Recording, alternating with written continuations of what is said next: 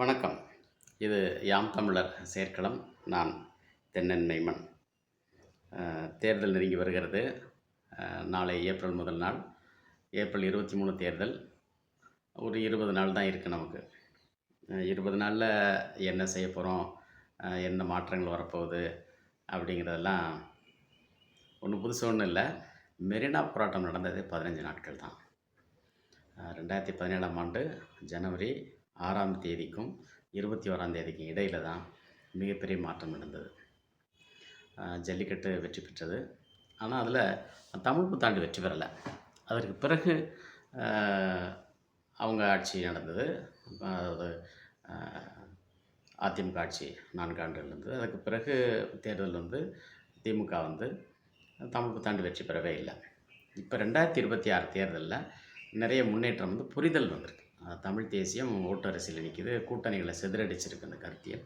இன்னைக்கு கூட்டணிங்கிறத அமைக்கலை. 2 தேசிய கட்சிகளும் காங்கிரஸ் வந்து திமுகட்ட பிச்சை எடுத்துக்கிட்டு இருக்கு. பாஜக பழனிசாமிகிட்ட பிச்சை எடுத்துக்கிட்டு இருக்கு. இவங்க 2 பேரும் எதிர் துருவங்களை உருவாக்கி கூட்டணி வச்சாங்கன்னு சொல்ல முடியாது. அப்படி இருக்கும்போது போட்டி இந்த 2க்கும் இடையிலேன்னு சொல்லவும் முடியாது.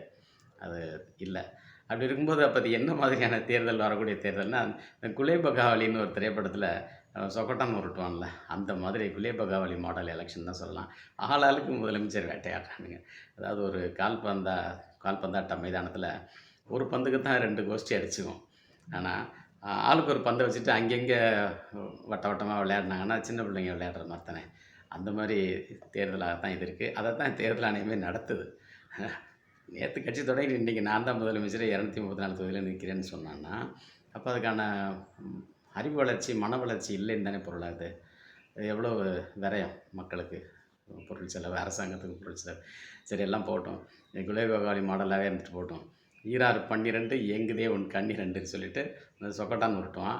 ஆண்டவன் பேரால் சொக்கட்டான் உருட்டப்படுகிறபடியால் ஒரே ஒரு முறை தான் உருட்டப்படணும். எது நடந்தாலும் அதை ஏற்றுக்கணும், சம்மதமானு கேட்டுட்டு குலே அப்படின்னு ஒரு பெண்மணியை கூப்பிட்டு விளக்கணைக்க சொல்லி அந்த அவன் கேட்ட 12 வராமல் பண்ணிவிடுவானுங்க. இதுதான் தேர்தல். அதே மாதிரி தான் இந்த இவிஎம் மிஷின் இப்போவும் பண்ண போகுது 23ஆம் தேதி. ஆனால் மக்கள் வேறு வழியில் அதை ஏற்றுக்கிட்டு இன்னொரு 5 ஆண்டுகளுக்கு வரக்கூடியதை சுமப்பாங்க. சரி, இப்போ நாம் என்ன செய்யணும்னா, இப்போ வரக்கூடிய 3ஆம் தேதி பௌர்ணமி வருதே, அந்த பௌர்ணமியை சித்ரா பௌர்ணமி அப்படின்னு சொல்லி நம்ம புரிஞ்சுக்கணும். இது நாங்கள் பல்லாண்டில் சொல்லி வரோம். அதுக்கு பிறகு வரக்கூடிய தேய்பிறை 11ஆம் நாளில் ஏப்ரல் 14ஆம் தேதி வருது. அன்னைக்கு தமிழ் புத்தாண்டை யாரெல்லாம் கொண்டாடுறாங்க அல்லது அதுக்காக குரல் கொடுக்குறாங்கன்னு பாருங்கள். அவங்களெல்லாம் புறக்கணிங்க. ஏன்னா இந்த சித்திரை நமக்கானது இல்லை. அது வந்து பிழை அறிகுறி. இதை நாங்கள் பல வாரம் சொல்லிட்டு வரோம். அப்போ இந்த உண்மையான தை முதல் நாளையும் அந்த உரிய நாளையும் நமக்கு எடுத்து சொல்லி தமிழர்களை தலை நிமிரச் செய்யக்கூடிய ஒரு அரசு தான் அடுத்த அரசு வரணும், அரசாக வரணும் அப்படிங்கிறத எதிர்பார்க்குறோம். அதை யாரும் செய்யலாம். அதை தமிழ் தேசியத்தின் பேரால் செய்யலாம், சின்னமாக கூட செய்யலாம். இன்றைக்கி மெரினா போராட்டத்தை வெற்றி பெற வச்சவங்க இதை மறுபடியும் வெற்றி பெற வைக்கலாம். அப்படின்னா ஜெயலலிதா செய்த தவறுக்கு அவங்க வந்து வருத்தம் தெரிவிக்கணும், அதுக்கான விளக்கம் சொல்லணும், தமிழர்களுடைய நம்பிக்கையை பெற்று வைக்கணும், கொண்டு வரணும். இதை அவங்க செஞ்சாங்கன்னா வரவேற்கலாம். அப்படி இல்லைன்னா அவங்களும் வந்து அந்த மன்னாருடைய ரங்கநாதனை கூட்டிகிட்டு கோயில் கோயிலாக பரிகாரம் பண்ண போனாங்கன்னா அது தேவையில்லை. அதுக்கு அவங்க வராமலே இருக்கலாம். இப்போவே அவங்க போகலாம். இப்போ அவங்க ஓய்வாக இருக்கிறாங்களே, அதன்படி அவங்க போகலாம். இதில் அவங்க தென்னந்தோப்பு அப்படின்னு ஒரு குறியீடு சொல்கிறாங்களே, அது இப்போ ரொம்ப வியப்பாக இருக்குது. ஏன்னா திருவாசகத்தில் திருப்பாண்டி பதிகத்தில் ஒரு செய்தி இப்படி தான் போகுது. தென்னன் நன்னாட்டு இறைவன் கிளர்கின்ற காலம் இக்காலம். 529 பாடல். எங்கள் பாண்டிப்பிரான் அடியவர்க்கு மூலப்பண்டாரம் வழங்குகிறான் வந்து முந்துமினே. 530 பாடல். அப்போது அந்த தென்னன் என்ற சொல் வரலாற்றில் யாரை குறிக்குது அப்படின்னா தென்பாண்டி மன்னனை குறிக்குதுன்னு தான் இது வரைக்கும் நம்ம செவிலக்கியங்கள் வழியாக பார்த்துட்ருக்கோம். அது முருகனையும் குறிக்கக்கூடிய ஒரு சொல்லாக இருக்குது.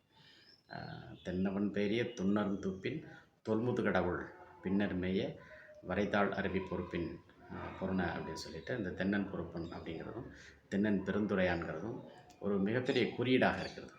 இதில் நீங்கள் பார்க்கணும், இந்த சீனாவில் உள்ள அந்த செஞ்சதுக்கத்துக்கு கூட தியனன்மென் ஸ்கொயர்னு பேர். இந்த பேர் எப்படி இந்த ஒழிப்பு அங்கே போச்சுன்னு தெரியல. தெரிஞ்சோ தெரியாமலோ நான் தென்னன் மெய்மன்னு பேரை 2008 தான் நான் வச்சுக்கிட்டேன். ஆனால் அது வச்ச பிறகு தான் நான் தமிழ் புத்தாண்டு பற்றி பேச தொடங்கியிருக்கேன். இன்னமும் பேசிகிட்டு இருக்கிறேன். இதில் வேறு ஒரு பின்புலமெல்லாம் ஒன்றும் கிடையாது. அதுக்கு தகுதி இல்லைன்னா ஒரு 500 ரூபா செலவு பண்ணி என்னுடைய பெயரை மாற்றி மறுபடியும் என்னுடைய பெற்றோர் எனக்கிட்ட இயற்பெயரான ராதாகிருஷ்ணன்கிற பேர்லேயே நான் கடைசி காலத்தை இருந்துட்டு போயிடுவேன். இது வெற்றி பெறுங்கிற நம்பிக்கை இருக்குது. இந்த வெற்றி எல்லோரும் சேர்ந்து தான் அதை ஊர் கூடி தேர் எடுக்கணுங்கிற மாதிரி இது ஒரு விளையாட்டு தாங்க. இந்த தாயக்கட்டை உருட்டி விளையாட பாருங்கள், தாயம்ங்கிற சொல்லே தை இருக்குது. ஆக இந்த தையை நம்ம கோட்டை விட்டுட்டு அப்புறம் தமிழ்நாட்டில் என்ன இருக்குது? தமிழ்நாடு மயங்காத நிலம். நிலம் மயங்காது, மொழி மயங்காது.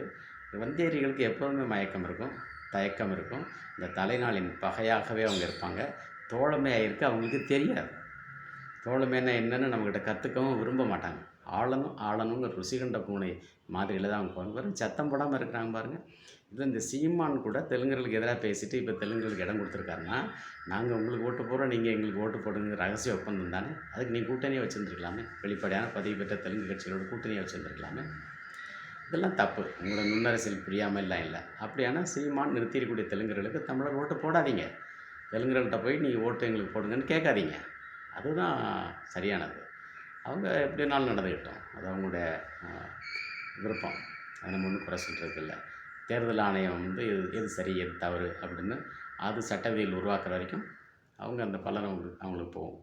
அது போகட்டும். அதனால் தமிழர்கள் இந்த தலைநாளை உயர்த்தி பிடிக்கக்கூடிய ஒரு அரசியலை தயக்கமின்றி முன்னெடுக்கணும்.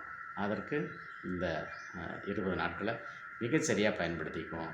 இந்த திமுக கூட்டணிக்கு ஓட்டு போடுறதை பற்றி கனவுல கூட நினைக்காதீங்க. அது நமக்கு தேவையில்லாதது.